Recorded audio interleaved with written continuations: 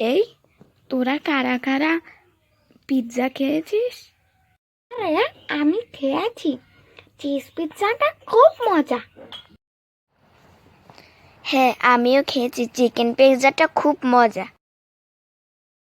এই বৃষ্টি, খাবার খেতে আস। কি রাঁধছো আম্মু?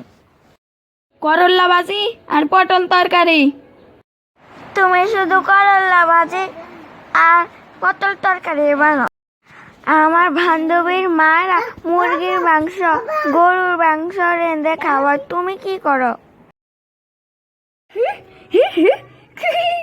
কি রে, তুই এভাবে পাগলের মতো হাসছিস কি জন্য? তুই জানিস না ওর নাম যে নিমু? তা হাসার বিষয় কি হয়েছে? কি রে, খাবি? না। খা তুই। আচ্ছা, বলছিস যে তো খাই।